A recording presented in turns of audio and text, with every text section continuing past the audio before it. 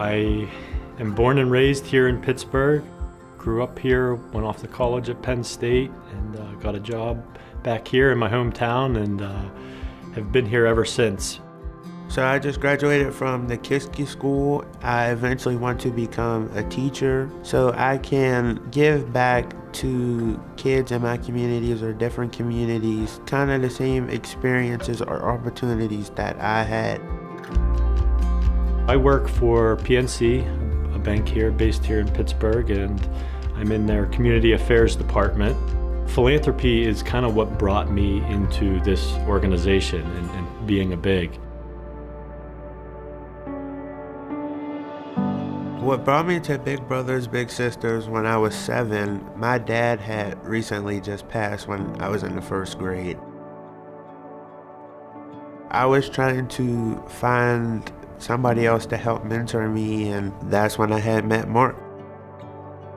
It was a little bit hard for me to understand what Eric was going through, but then you also try to turn it around and say, hey, what can I do to maybe help him a little bit, or try to help learn about who he is and how this has impacted him, but how we can grow from it together.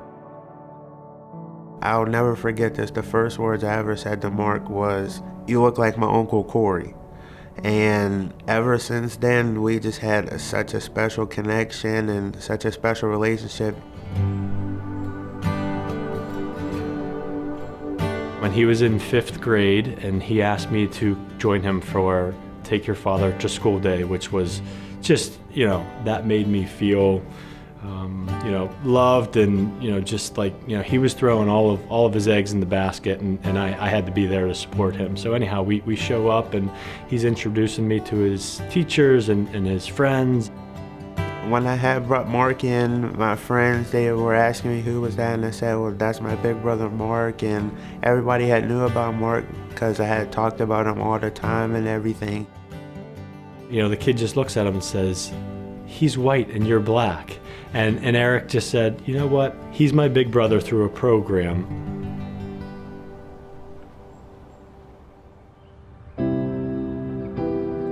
So last year at school, we had 6 to 7 different racial incidents on campus, and I would just call Mark and just ask for guidance about how I should go about this situation or how I should go about this situation. And Mark, he just gave me nothing but amazing advice, and he was just supportive and gave me a way to go about or handle the situation.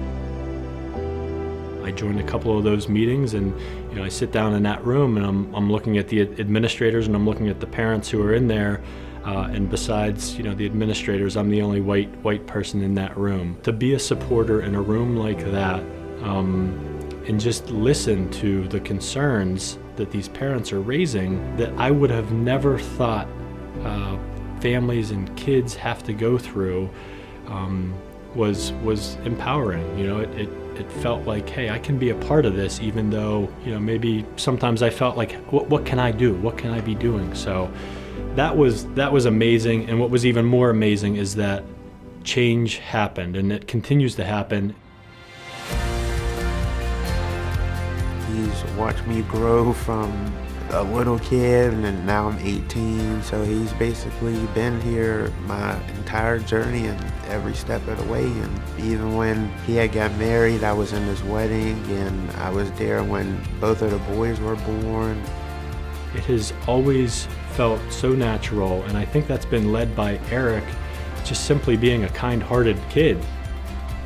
I feel me and Mark, we've made a lifelong commitment and relationship with each other, and we all came together, and now it just feels we're all as one. We're at the point where whenever I'm talking about Eric, I don't capitalize the B in big or the B in brother anymore. He is my brother, he's part of my family. It really does become a family-like relationship, and that's what ours is.